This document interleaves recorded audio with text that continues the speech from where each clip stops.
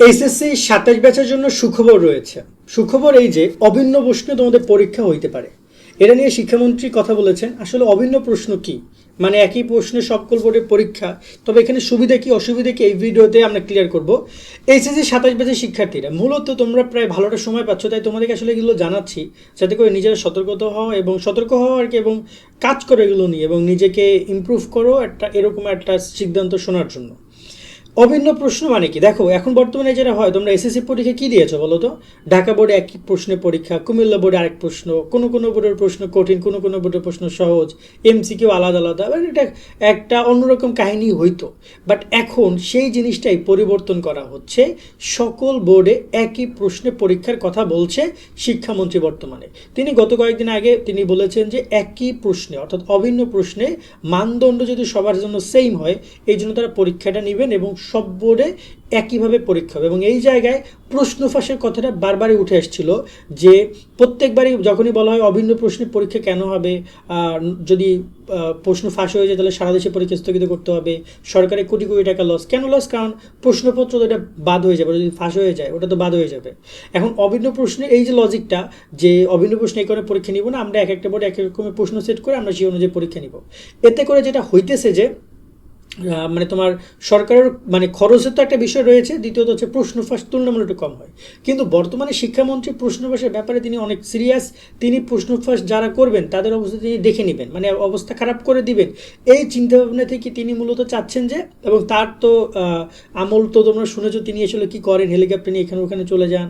শিক্ষা ব্যবস্থা বেশ বড়সড় পরিবর্তন এর আগেও তিনি যখন ছিলেন প্রতিমন্ত্রী তখন তিনি করেছেন এবং এবারও তিনি করতে চান, যার কারণে অভিন্ন প্রশ্নের বিষয়টা বলেছে। এবং এটাতে কিন্তু তোমাদের সুখবর, তোমরা অনেকটাই উপকার পাবা। কোন কোন পয়েন্ট উপকার পাবা সেটা বলি। বাট প্রশ্ন ফাঁসের ব্যাপারটা নিয়ে তিনি আসলে সিরিয়াস হওয়ার কারণে তিনি এই সিদ্ধান্ত নিতে পারছেন। তবে দেখা যাবে এটা আসলে প্রথমবারই যখন কোনো প্রশ্ন ফাঁস টাস হয়ে যায় তাহলে তো ঘটনা উল্টো দিকে ঘটে যাবে।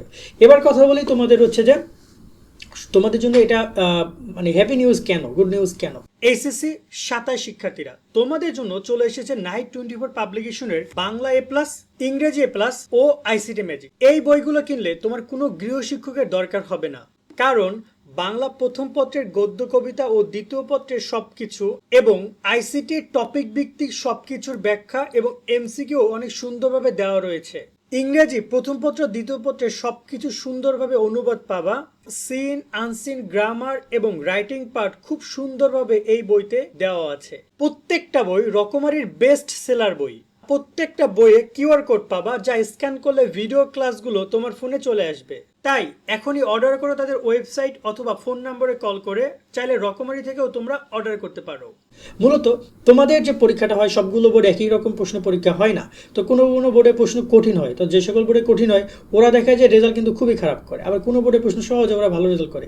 কিন্তু যখন এই ভালো রেজাল্ট খারাপ রেজাল্ট নিয়ে তোমরা কিন্তু একই বিশ্ববিদ্যালয়ে ভর্তি পরীক্ষা দিতে চাও, যেমন মেডিকেল, যেমন ঢাকা ইউনিভার্সিটি, যেমন গুচ্ছ বা বিভিন্ন প্রকার অন্যান্য ইউনিভার্সিটি অ্যাডমিশনগুলোতে, তখন কি ওখানে কিন্তু সবাইকে একই প্রশ্নের পরীক্ষা হয়। তো দেখতে পাচ্ছ এখানে কিন্তু ওর রেজাল্ট খারাপ হয়েছে অলরেডি কঠিন প্রশ্ন হওয়ার কারণে।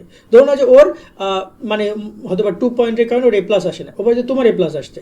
তোমার এ প্লাস পাওয়া মানে বুঝো তো মেডিকেলে তোমার এ প্লাস পাওয়া মানে তোমার অনেক অ্যাডভান্টেজ তোমাকে প্রোভাইড করছে ওই জাস্ট এ প্লাস আসার কারণে। তো একই প্রশ্নের পরীক্ষা হলে কিন্তু এই প্রবলেমটা হইতো না, সবারই একই প্রশ্নের পরীক্ষা হইতো, যে যেভাবে যা পারছে সে সেটাই পাইছে। তো এই হচ্ছে বিষয়টা। তো এই যে দেখতে পাচ্ছ এই মানে মানে যে বিষয়টা রয়েছে এইখানে, যে বড় একটা বৈষম্য রয়েছে একটা বোর্ডের সাথে অন্য একটা বোর্ডের, এটা হবে না। 2 নম্বর যে বিষয়টা হচ্ছে সেটা হচ্ছে প্রশ্নের পরিমাণ কমে যাচ্ছে। যেমন ধরো না যে আগে একটা অধ্যায় থেকে, ধরুন একটা আমরা এক্সাম্পল দিই অপরিচিত গল্পে বাংলা প্রথম পত্রের কথা যদি বলে, একটা অধ্যায় থেকে তোমার কোশ্চেন করতে হতো 9টা বোর্ডের জন্য 9টা প্রশ্ন সেট করা লাগতো। তো এখন তোমরা আসলে কনফিউজ ছিল যে আসলে এই প্রশ্নটা আমার বোর্ডে আসবে কিনা নাকি অন্য বোর্ডে আসবে। বাট এখন আর সেটা হবে না। এখন প্রশ্ন সারা বই মিলিয়ে ওই সারা অধ্যায় মানে সম্পূর্ণ অধ্যায় থেকে মাত্র একটা কোশ্চেনই করা হবে, একটা ক একটা খ একটা গ একটা গহ। তার মানে তোমার পরিশ্রমের পরিমাণটা অনেকটা কী হয়ে যাচ্ছে, কমে যাচ্ছে। এবং প্রশ্ন একটু কঠিন হইতে পারে, কেননা আগে ওই অনেকগুলো প্রশ্ন সেটার কারণে কোনোটা সহজ কোনোটা কঠিন, যেটা আমরা বললাম। কিন্তু এখন যেহেতু প্রশ্ন সারা বই সারা অধ্যায় মিলিয়ে একটা কোশ্চেন সেট করা, তো দেখা যায় একটু টাফ কোশ্চেন আসতে পারে, কিন্তু অতটা টাফ আসবে না যেটা 9টা বোর্ডকে তোমার যখন ডিল করা লাগতো তখন, যখন 9টা বোর্ড সলভ করা লাগতো, 9টা বোর্ডের জন্য তোমাকে চিন্তা ভাবনা করা লাগতো যেটা আমার বোর্ডে আসবে নাকি অন্য বোর্ডে আসবে। একইভাবে যদি আমরা কোনো একটা ইংরেজির একটা প্যারাগ্রাফ বা একটা রাইটিং পার্টে দেখি, একটা প্যারাগ্রাফ তোমার চিন্তা থেকে যেটা আমার বোর্ডে আসবে নাকি অন্য বোর্ডে আসবে, তো মিনিমাম 8 থেকে 10টা প্যারাগ্রাফ পড়া লাগতো। বাট এখন দেখা যায় যে প্যারাগ্রাফ পরিমাণ কমাই দিতে পারবে তোমরা, কেননা দেখা যায় এখন যদি একটা আসবে সারা দেশ সারা সকল বোর্ডে, তো দেখা যায় যে ওই একটা কমন পালানোর জন্য তুমি হয়তো 5-6টা পড়ছো, অন্তত আগের থেকে একটু পড়া কম লাগতেছে। ওকে, তো এই হচ্ছে বিষয়গুলো। এখন এটা তোমার জন্য অ্যাডভান্টেজ। এখন তোমরা কি করতে পারো, তোমাদের বলবো তোমরা পড়াশোনা ভালো করে করো। যিনি শিক্ষামন্ত্রী আসছেন তিনি আসলে অতটা সুবিধার না, মানে বিশেষ করে যারা খারাপ স্টুডেন্ট তাদের জন্য না। তিনি মূলত যেভাবে কথাবার্তা বলছেন, যেভাবে সংসদে কথাবার্তা বলছেন আমরা যে শুনছি, তিনি আসলে অনেক কিছু চেঞ্জ করতে চান। যদি সব কিছু ঠিক থাকে এটা ভালোই হবে স্টুডেন্টদের জন্য, কিছু কিছু জায়গায় আমরা মনে করছি ভালো হবে। এখন দেখা যায় আসলে সামগ্রিকভাবে দেশের যে অবস্থা, আমাদের দেশে আমরা যারা মানুষজন আছি আমরা সব কিছু অত ওয়েলকাম করতে পারেন সব ভালো জিনিসকে। তারপর দেখা যায় কতটুকু কি তিনি করতে পারেন।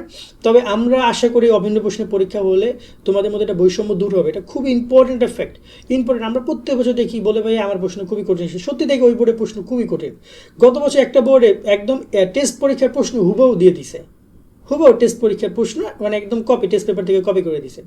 তো বোঝো তুমি ওই স্টুডেন্টের কত অ্যাডভান্টেজ পাইছে। আবার অন্যান্য বোর্ডগুলো খুবই টাফ হয়েছে ওদের কোশ্চেন, ওরা দেখা যায় যে এমসিকিউ প্রতি সে 20 পাইতে বা 18 পাইতে ওদের মানে পুরো বই একদম ছান্না ফান্না করে লাগতেছে।